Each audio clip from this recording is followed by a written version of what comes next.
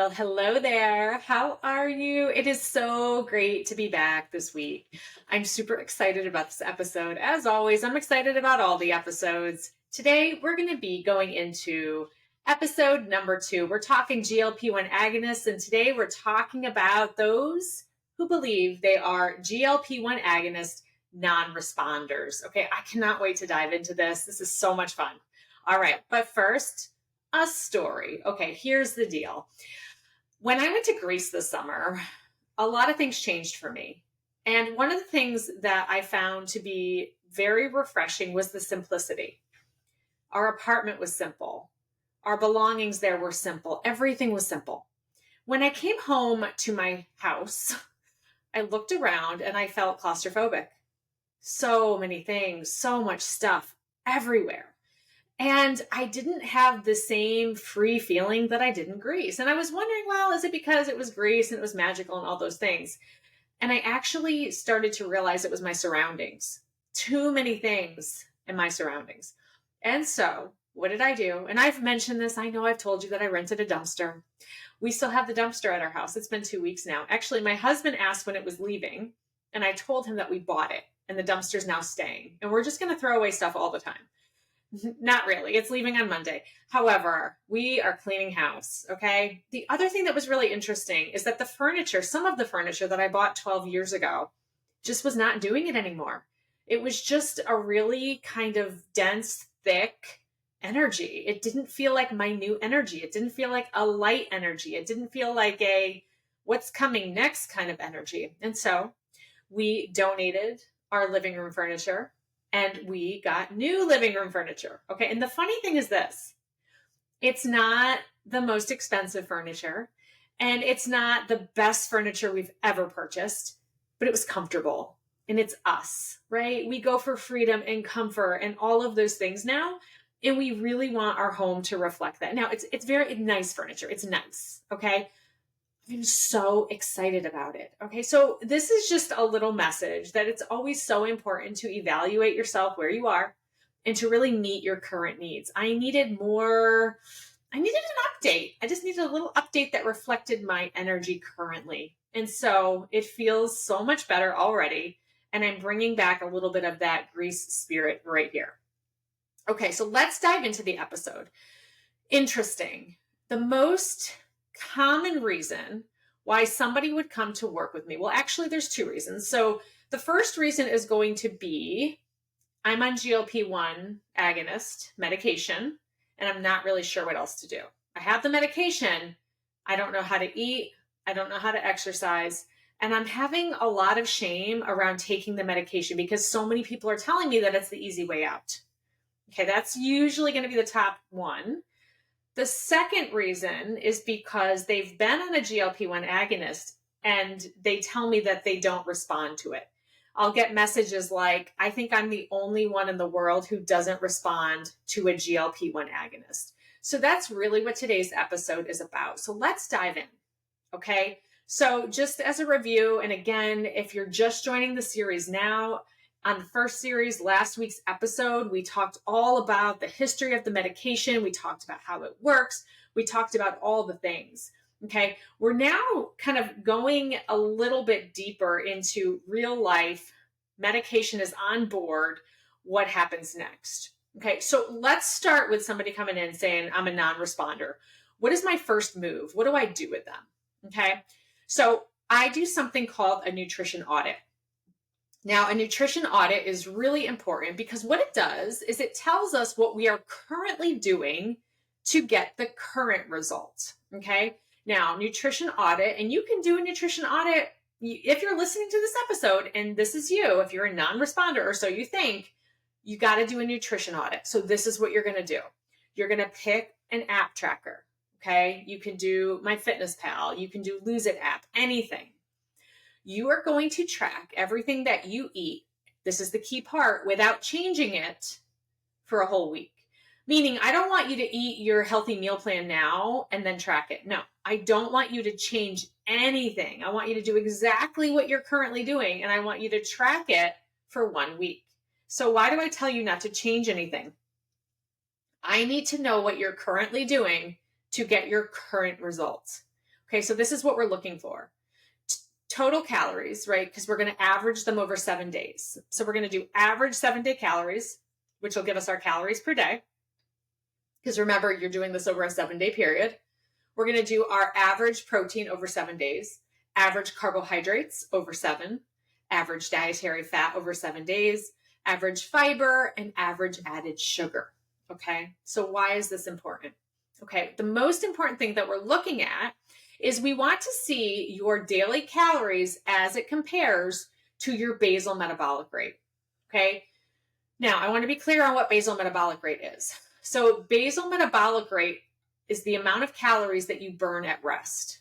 Okay, your total daily energy expenditure includes your basal metabolic rate plus your exercise plus your digestion of food calories burned.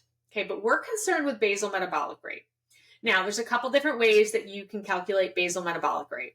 You can go online and Google Mifflin St. George.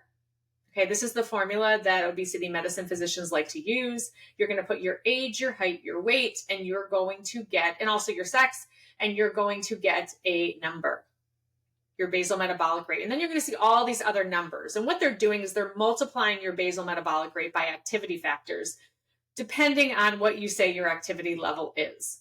What I want to tell you is once we kind of enter the 40s onward, be careful if you want to go into a deficit about adding an activity factor, okay? Because here's the deal.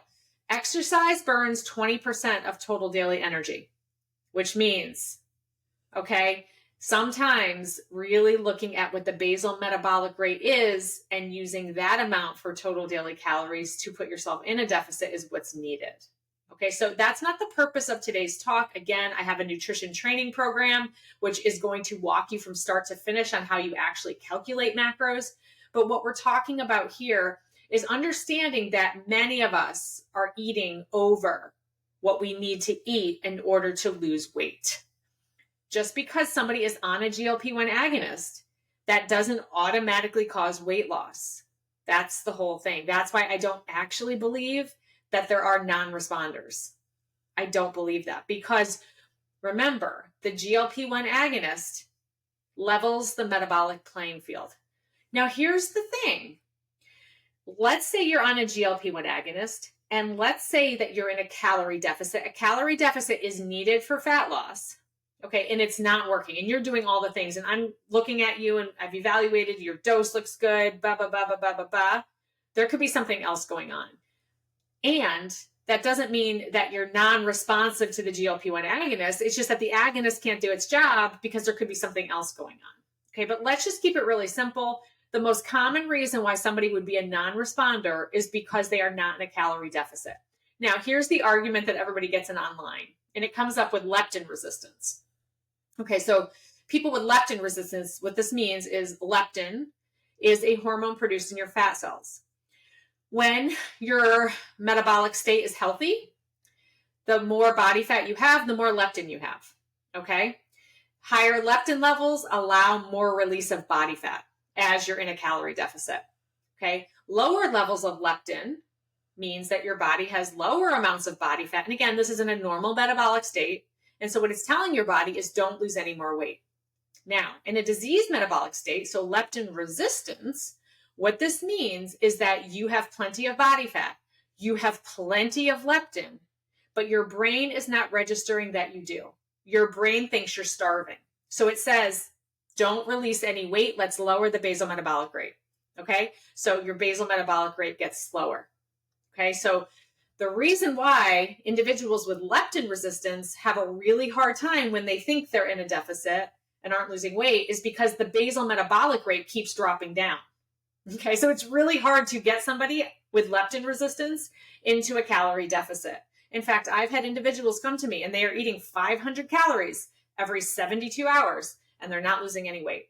So then I'll have a lot of people say, so you mean to tell me that, they're never going to lose weight? And here's the deal. You could have somebody who is classified in the obesity category who has malnutrition. Yes, you can.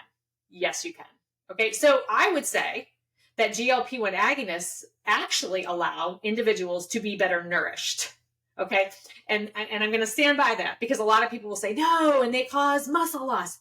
No, they don't. They really don't. They don't. Muscle loss is caused when we are not eating appropriately, not by the GLP-1 agonist alone. Yes, it decreases your appetite. Yes, there can be some side effects like nausea, like reflux, but that's why it's super important that you're being managed by someone who knows what dose to start at, how quickly to go up on the dose. Okay, we know starting low and going slow is the key component to really having healthy, optimal weight loss on a GLP-1 agonist. Okay, so let's keep going here. All right, so looking at calories. Next thing, protein. So the most common things I am going to see on a nutrition audit, which are making somebody believe they're a non-responder, is going to be calories too high, protein too low, all right, dietary fat too high, and added sugar too high. That is what we are seeing. So what happens? So when somebody comes into my program, so I have a GLP-1 weight loss program, this is the first thing we do. Okay, right away, we give them their custom nutrition recommendation. We get them doing one thing at a time. We don't throw everything at you all at once. Usually I'm going to go with increasing your protein. On a rare occasion, I might try to decrease the sugar first if it's really high. Okay, so let's try to get your protein in. And I say this all the time for women, minimum 3 servings a day, about 90 grams. Men, okay, we're looking at about 4 servings a day, 120 grams. Now, this is for muscle maintenance with fat loss. Okay, if I'm doing an audit on somebody who says they're a non-responder, they're usually not meeting that protein goal. They're usually not. Because remember, your body's really smart and it knows if it's being nourished that it's willing to release things. Okay. So nutrition audit, number 1. Okay. Let's go with the number 2 reason why individuals may think that they're a non-responder. Not enough time. Okay. So let's just put it this way. Somebody who has a metabolic state that requires a GLP-1 agonist so that their deficit in their nutrition can work. Because remember, GLP-1 agonists also address leptin resistance. Okay, so let's say that we do the GLP-1 agonist to help somebody level the metabolic playing field so that deficit in nutrition causes weight loss. Okay, that's how it works. It's not that the GLP-1 agonist is going in and slaying fat cells. That's not what's happening. Okay, it is doing a lot of things. It's decreasing food desire. It's decreasing appetite. It's lowering blood glucose. It's making insulin more sensitive. These are all reasons why somebody would lose body fat, but it has to be the calorie deficit that's actually causing the fat loss. Okay, so not enough time to level the metabolic playing field. So the person isn't going to come in, take one GLP-1 dose, and then all of a sudden it's going to work. Now, sometimes it does. Sometimes somebody will come back and say, okay, so I did my first shot and I'm down 6 pounds. That's going to be somebody who is probably retaining a lot of fluid, and they also are holding on to a lot of excess glycogen stores. Okay. So that can happen, but that's not fat loss. That's not all fat loss. That's a lot of water and stored glycogen. Okay. But in general, right, for somebody that really needs to help out their metabolic field, they're going to need more time. It's not one dose. Okay. So we have to be more patient. And the other thing that happens, let me tell you what happens. So if you go to a clinic and there's just a protocol, so let's say you go to a clinic and you don't have somebody managing this custom to you, and you get on the protocol, you're going small dose, you're going 2 weeks later, bigger dose, 2 weeks later, bigger dose. Here's the problem. You may have only ever have needed that smaller dose, but it was going to take more time for your metabolic field to get better, and you never really needed more dose. Now, I will also say this isn't your fault, because the insurance companies sometimes are going to give the doc a hard time about approving if you don't go up in the dose quick enough. Okay, now there are some things you can do as a physician, as physicians, you can document why you're not going up, okay, to get the dose approved if the person meets criteria. Okay, but what I want to say is that if we start low and we go slow, there are going to be less side effects. We have to be willing to be patient. And once that metabolic playing field becomes level, we're going to start to see the results. Okay, so sometimes we need patience and more time. Super important, because if you think about it, we want the quick result. Why does everyone want the quick result? Well, that's easy. We're humans. Instant gratification feels amazing. And if our whole life we've been struggling with our weight and all we want to do is just be normal, we want that to happen as fast as possible. Okay. What we have to realize is when you commit to any kind of weight loss journey, whether it's medicated or unmedicated, okay, any weight loss journey, long game strategy. Consistency is going to be the name of the game. Okay. So we have to go all in on consistency. Okay. So we're talking about doing the nutrition audit to see, is this the issue for the non-response? We're looking to see, did we give it enough time? Could this be the issue for the non-response? Okay. All right. So the next thing is going to be expectations. All right. Let me just tell you this. Do you want to know how many people come to me and say, I'm a non-responder, I've only lost 30 pounds? Okay, I had somebody else that said, I'm a non-responder, I've only lost 50 pounds and now I can't drop anything. I'm a non-responder.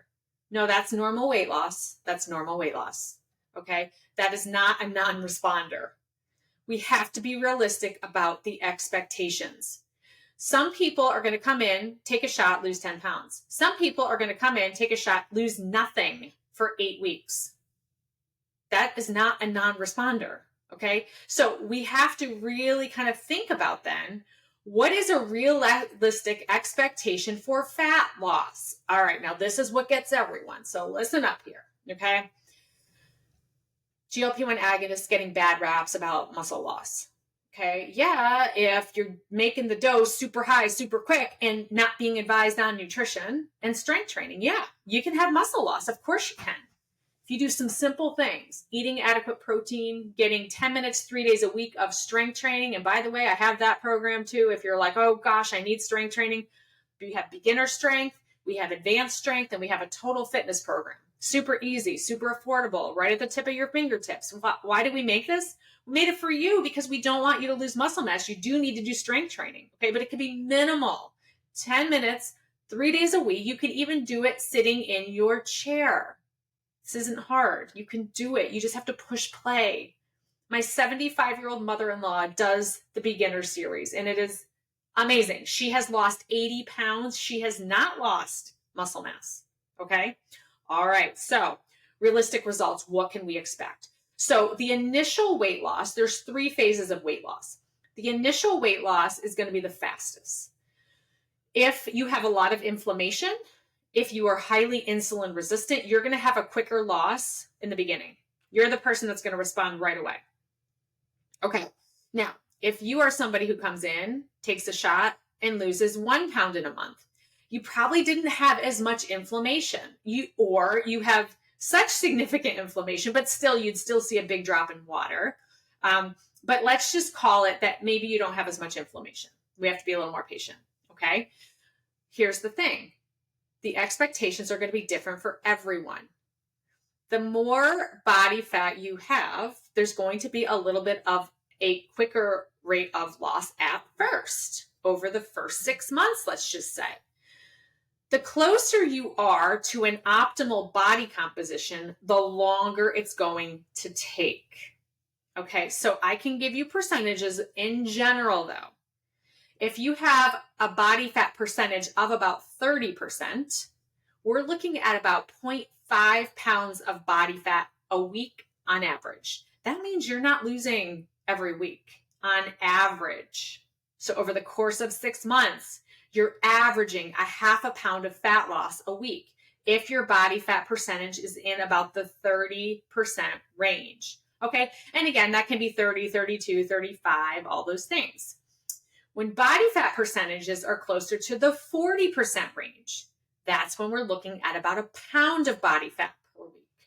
Okay, about 1 pound of body fat per week. All right, and this is managing a lot of people over a long period of time, and these are the averages of what I see. And so I'm telling you them, not because it's exactly what you're going to follow. Your body is different. In general, this is average of what you can expect. Now, if you have somebody closer to the 50% range, that's when we can start talking about 2 pounds of body fat a week. Then it is going to be more possible potentially. Okay. However, what did I say? On average, this is not going to be every week. Okay. So 30%, about half a pound a week of body fat. 40%, about a pound a week. 50% and above, about 2 pounds a week. And that 2 pounds will not last forever. That's going, because think about it. Once your body fat percentages get to the 40% range, you're going to be about a pound a week. Once your body fat percentage gets in the 30% range, guess what? It's going to be about a half a pound. And this is on average. Okay. So it's not that we have non-responders. It's that we have unrealistic expectations. Okay. So I want you to think on this. I want you to think about, are any of these things happening for you? Because all it is data. You get to learn from it. All right. Okay, cool. All right, my friends. So we have one more episode in this 3-part series of GLP-1 agonists coming up next week. I'm super excited about it. It's going to be amazing. And we have some amazing things for you here. So we have 3 do-it-yourself fitness programs: beginner strength, advanced strength, total fitness program. Okay. Amazing. We will provide links in the show notes to all of them. 3 coaching programs. We have optimal GLP-1 weight loss. You can go ahead, you can get on the wait list. We have nutrition training program. We're running it once live this year. It starts October 7th. Link in the show notes. And then for our physicians, we have a transform program, year-long program. Amazing. Okay, this is where we work on optimal health. I'm super pumped. I'm super excited to have you here. I can't wait till next time. We'll talk soon.